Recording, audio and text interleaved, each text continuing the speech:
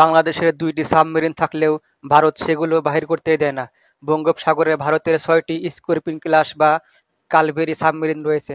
বঙ্গোপসাগরে ভারতের আধিপত্য ও ক্ষমতার ইতি টানতে চীন বাংলাদেশ নৌবাহিনীকে আধুনিক এস-20 জিয়া ক্লাস ডিজেল ইলেকট্রিক সাবমেরিন দেওয়ার আগ্রহ প্রকাশ করেছে।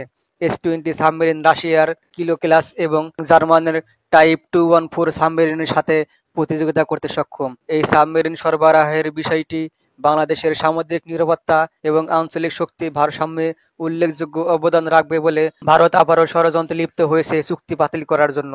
এই সাবমেরিনটি আধুনিক প্রযুক্তি এবং সাশ্রয়ী মূল্যের কারণে বিশ্বজুড়ে আগ্রহ সৃষ্টি করেছে। ইতিমধ্যে থাইল্যান্ড ও পাকিস্তান এই সাবমেরিনটি ব্যবহার করে। বাংলাদেশ নৌবাহিনী ইতিমধ্যে চীনের কাছ থেকে টাইপ 035G মিং ক্লাস 2টি সাবমেরিন সংগ্রহ করেছে, যা বাংলাদেশের সাবমেরিন বহরে প্রথম সংযোজন।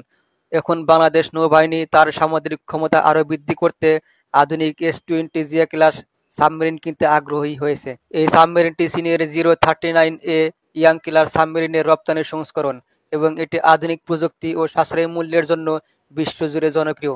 এস-20 ডিজেল ইলেকট্রিক চালিত সাবমেরিন।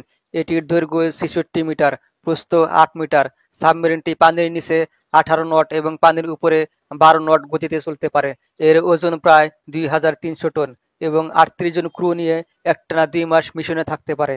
শব্দ নিরোধক স্টেলথ প্রযুক্তি এবং এয়ার ইন্ডিপেন্ডেন্ট প্রপালশন এআইপি ব্যবহারের কারণে শত্রুর চোখ ফাঁকি দিয়ে প্রায় 3 সপ্তাহ পানির নিচে থাকতে পারে। কোনো শব্দ না হওয়ার কারণে কেউ শনাক্ত করতে পারবে না।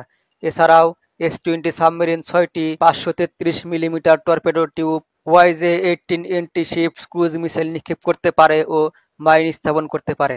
বাংলাদেশ এবং চীনের মধ্যে প্রতিরক্ষা সহযোগিতা গত কয়েক বছরে উল্লেখযোগ্য বৃদ্ধি পেয়েছে।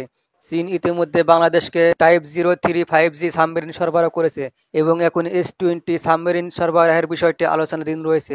এই চুক্তি সম্পন্ন হলে এটি বাংলাদেশ নৌবাহিনীর জন্য একটি বড় অগ্রগতি হবে। এস-20 সাবমেরিন বাংলাদেশের সামুদ্রিক সীমানা রক্ষা এবং বঙ্গোপসাগরে তার অবস্থান শক্তিশালী করতে সাহায্য করবে। এই সাবমেরিন বাংলাদেশের প্রতিবেশী দেশগুলো ভারত ও মিয়ানমারের আরাকান আর্মির সাথে সামুদ্রিক শক্তি ভারসাম্য বজায় রাখতে সাহায্য করবে। বাংলাদেশের এস-20 সাবমেরিন সংগ্রহ আঞ্চলিক নিরাপত্তা পরিস্থিতিতে উল্লেখযোগ্য প্রভাব ফেলতে পারে।